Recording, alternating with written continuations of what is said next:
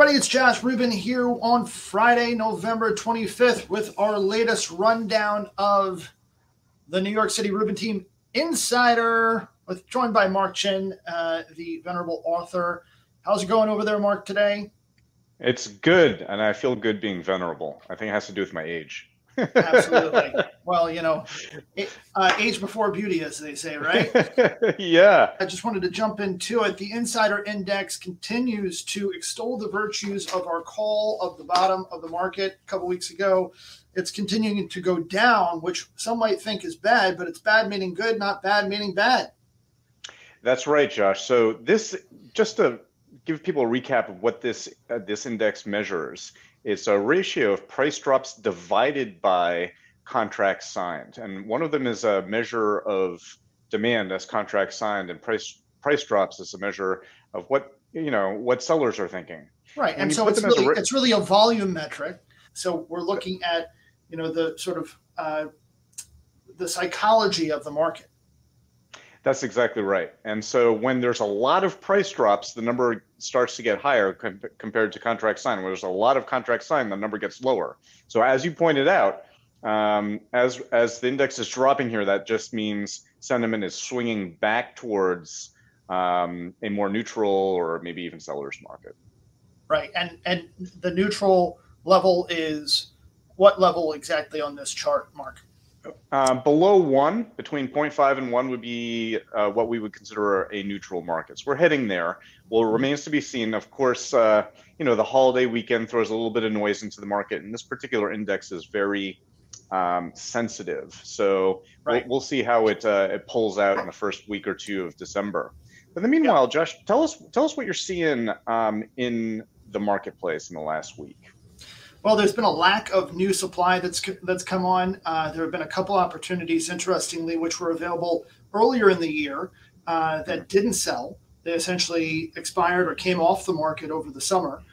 They've been recast in a new light, both from a pricing presentation and the actual aesthetics, meaning that they've been staged and priced at a better value, attracting multiple offers. In fact, I just showed one on Grand Street today. It's an old artist loft, 3 windowed bedrooms, 1.5 baths, southeast and north exposure, so 3 exposures, which is unusual in an artist loft in Soho. It was originally asking $2.6 million, having come on last spring, came off the market over the summer, relaunched just 10 days ago, and it already has multiple offers going headlong into the Thanksgiving holiday, which is interesting. So that just goes to show you that if something is presented right and priced fairly, we are actually seeing great activity and people have a lot of confidence in the market.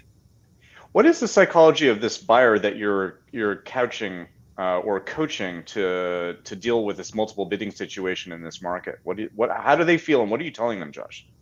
Well, it's interesting, Mark. I'm telling them just to look at it from the opportunity perspective and figure out what it's worth to them, and sort of measure internally how they would feel if they didn't get it. If they were to price it themselves, being knowledgeable and educated, having seen quite a few places over the last 6 to 8 months, what they feel it's worth. I actually think that it's worth somewhere between 2.2 and 2.3, fairly priced, but of course it wasn't presented well earlier in the year, and there was an insanely high degree of uncertainty, as we've covered in the recent weeks, which is now being tempered, having been on the other side of the midterm elections and volatility coming back to earth. There's been a lot of talk recently about this impending recession that everybody is expecting, and it's sort of getting into buyer psychology, right?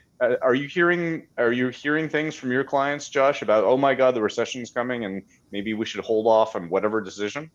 Well, look, it's no secret that various regions around the world are expecting a recession. Europe is showing greater signs of either being in or heading into a recession than just about any other region. The U.S. is likely to see a recession in the first and second quarter of 2023.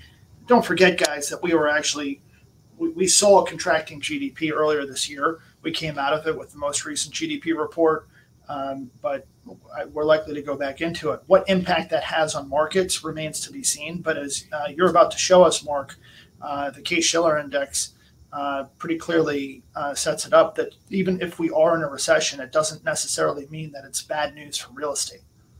That's right. I think, you hear a lot from people like the recession's coming. Oh my God, I don't want to buy anything because I think the conclusion that people are coming to is that home prices will drop in a recession. But let's look at this. So if you look at this chart, on the left side of the chart is 1991 sort of recession that happened. You see that gray bar there. Home prices were relatively flat during that time, like a pancake. Later on in what is that, like 2001, there was a recession and home prices actually went up during this time nationally.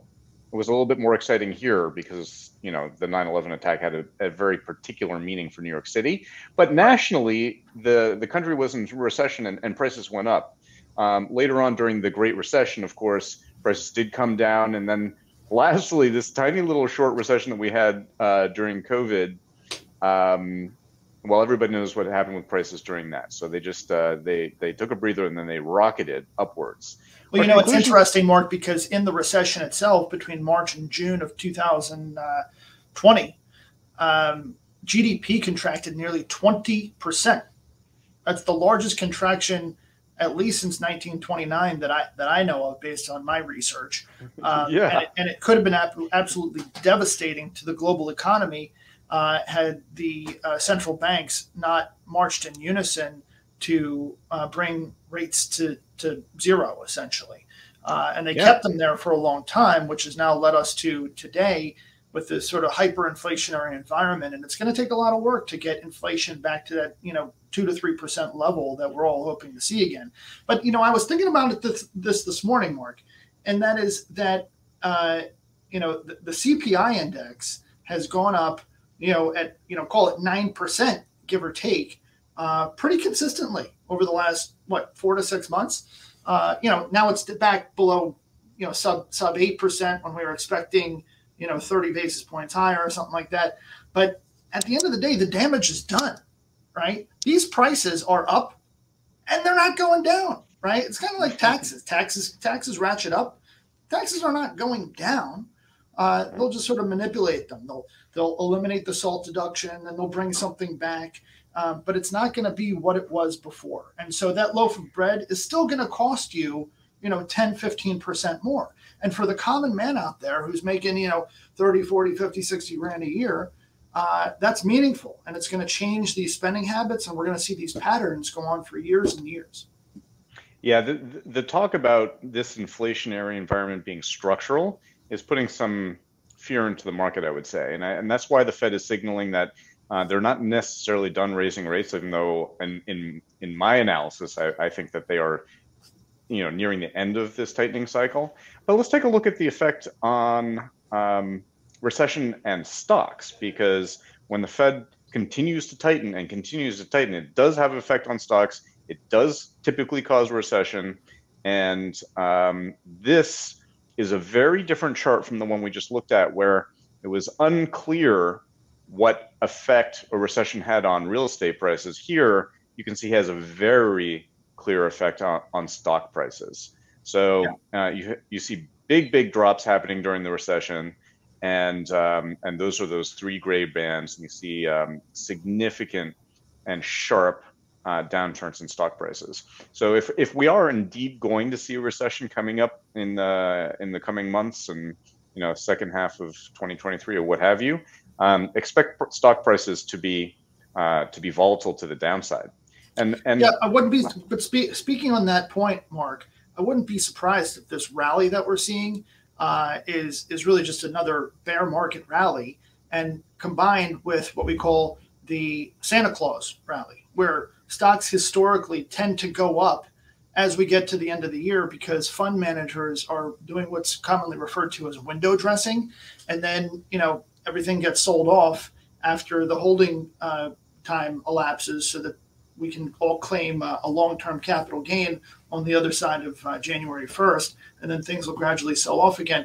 Coupled with that, I think that we're going to see a lot of headwinds as far as earnings are concerned. A lot of companies are coming out the last few weeks with earnings reports to the downside, and yet, again, bad news is good news, right? Because they're coming out saying, hey, not only are we not meeting guidance, but we see some additional unexpected headwinds as a result of these higher rates, and both individual and corporate spending patterns are changing.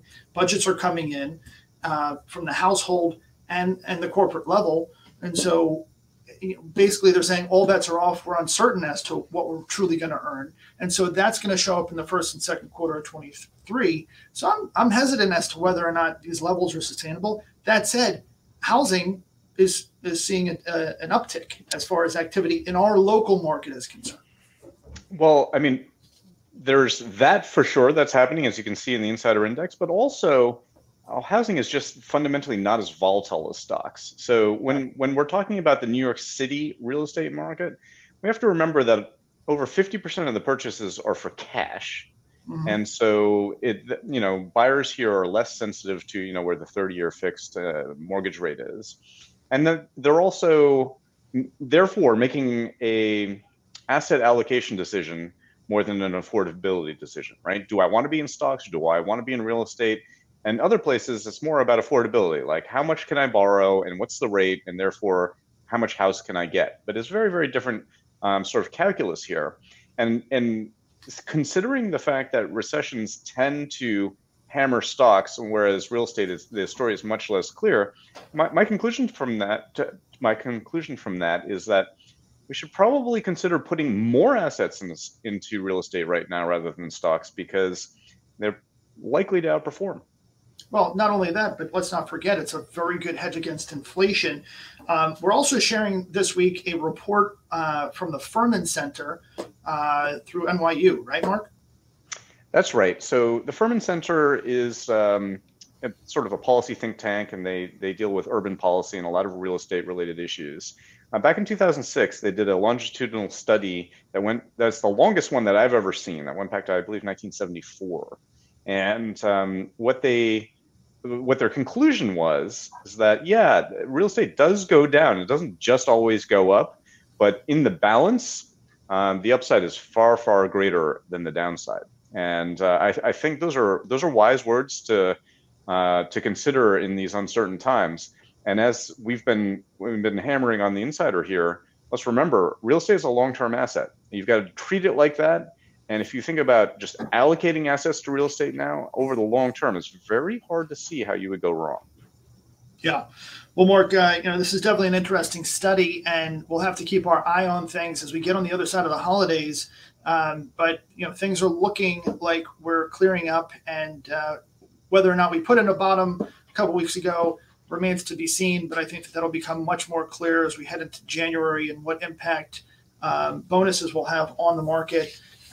But we're continuing to do business, and between the multiple offers and the contracts that have been signed recently, things are looking up. So I hope everybody had a great Thanksgiving and enjoy the weekend, and hope to see you soon. Yeah, and you guys, if you're watching us on YouTube, just remember, hit that subscribe button so you can follow us every week. Thanks, everybody.